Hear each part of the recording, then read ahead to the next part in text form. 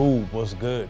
It's been a minute, or at least it feels like it's been longer than maybe it has been. I've been busy. For me out here in Vegas, my peak is usually between March to, I'm gonna say about September, October. That's like the height of the season for me. And sure enough, this year we slid right into it. So yeah, big things rolling out. 2024 is going. We're full steam ahead right now. So kind of been a little bit delayed with cooking up my videos. I've been writing down my ideas for them, but just haven't had the chance to film them just because it's been busy. Good problems, right? You know, hey, first things first, push that like button for me one time so we can support the channel, and turn on the notifications so you make sure you see everything else that we drop from this point forward, if you haven't already. But yeah, so yeah, let's get into it. So I'm trying to keep you guys up to speed and keep you moving along with me with where I'm at. So just recently we did a shoot for Resorts World out here in Las Vegas. They reached out looking to put together a fitness campaign for their fitness center. So side note, this is why it helps for you to, one, network, two, make sure that you keep your relationships in good standings. I worked with her at another company that she was head of marketing at like 3 years ago, and she switched companies, and sure enough, as she switched companies, now here we are full circle, and now I'm helping out over here. So make sure you guys keep your relationships tight. Don't burn bridges. Network, get to know people, speak to people. Just keep good terms with people, you know, because you never know where those connections are gonna move with you. But yeah, so back to it. So they reached out to me to do this shoot for their fitness center. And for those of you who don't know, I do shoot fitness photography. Used to shoot more of it back in the day, but I have a second page at TayPriceFit on Instagram if you want to check it out. So they reached out to do the shoot. I agreed. And here we are. So I wanted to kind of go over it with you guys because not only do shoots of this caliber have a lot of moving parts, but you really just want to make sure that you dot all your I's and cross all your T's, right?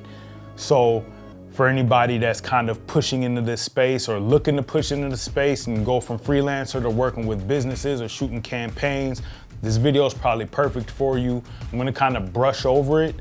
I'm gonna try to get some details in there for you, but if you guys have any questions, just drop them down in the comments and I'll get back to you if I don't touch on it in the video. So yeah, so first and foremost, like I always tell you guys, make sure you prepare for the shoot, right? After a few phone calls of talking with them and seeing what they wanted, seeing what they needed to build out their marketing campaign, because commercial shoots actually serve a purpose, you know? So you can shoot your creative stuff and all of that stuff is great, but like I've been telling you guys, understanding ROI, right? That's gonna put you into a different bracket of client. When you understand ROI, then that's where your true value as a photographer comes in.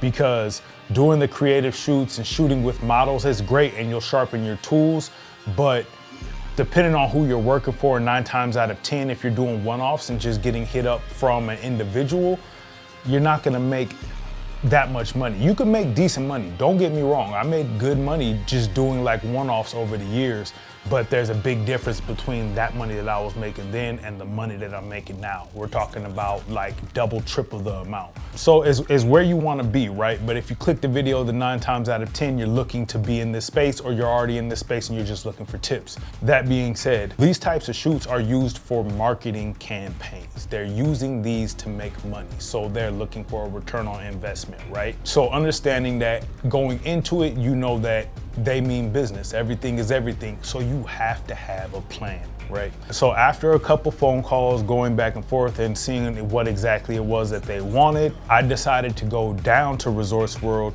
and scout the gym to see exactly what this location looked like and where we could set up inside of this gym to get our shots, to put together our stuff for our campaign, which really didn't take long. It was maybe a 20-minute process.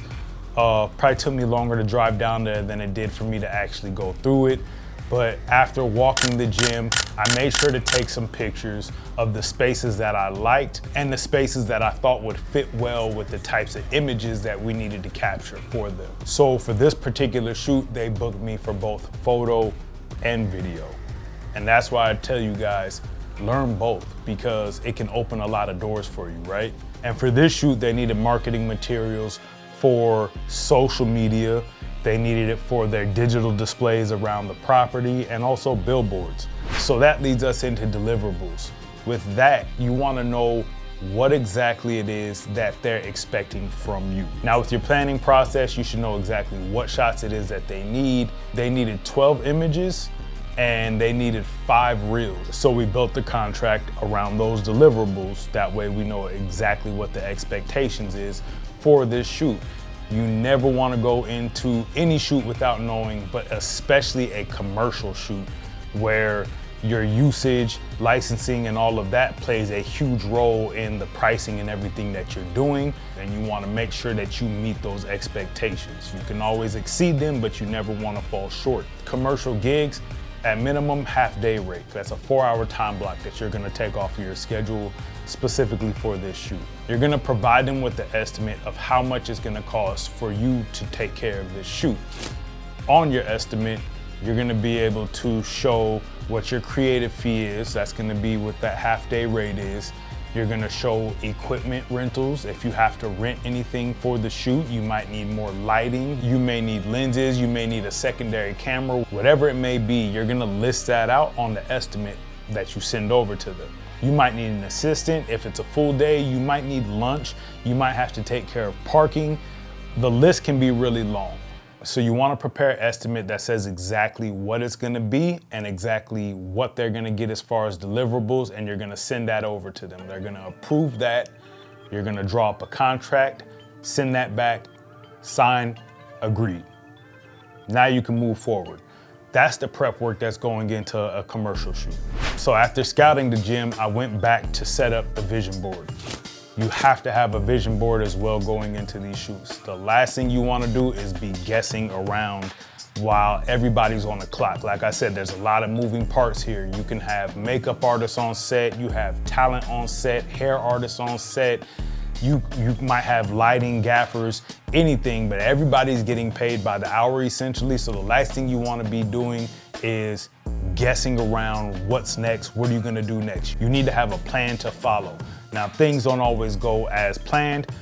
There's always a wrench that gets thrown in the process. There was a wrench that got thrown into this process multiple times during the shoot. It ended up taking us longer than I thought it would, but it was cool. We still finished on time. Your boy just thought he was gonna finish a little bit early because I was like, oh yeah, I can get through this. But yeah, make sure that you have a shot list to follow, or storyboard, mood board, vision board, whatever you wanna call it.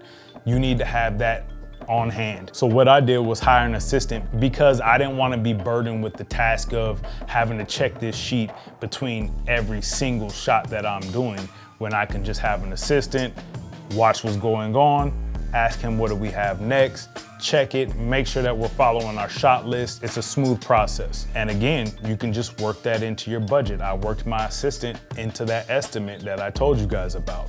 That's where it comes in handy for you to have an assistant on set, because I've done shoots like this before and I've had to set down my camera, run over, move a light, take a shot, check it.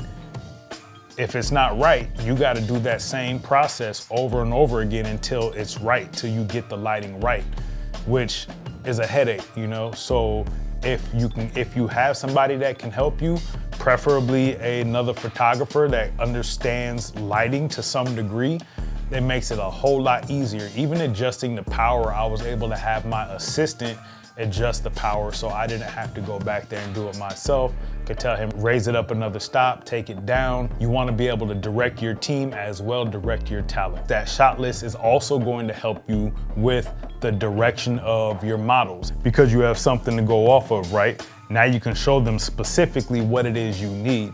Now there's always room for you to kind of explore other things, but if you have a shot list, you know specifically I need this shot. So you get that shot. After you get that shot, then you know you can have fun and be creative a little bit, spend a couple extra minutes just doing some things, moving around, different poses, different angles. Action. Eyes on me, back on the shoe and then step down. Perfect. Again, I can't tell you enough. Make sure that you nail the shots that are requested. Make sure that you nail the shots that are on that shot list. And for me, with directing the talent, I'm not a general on set. I'm very easygoing, chill.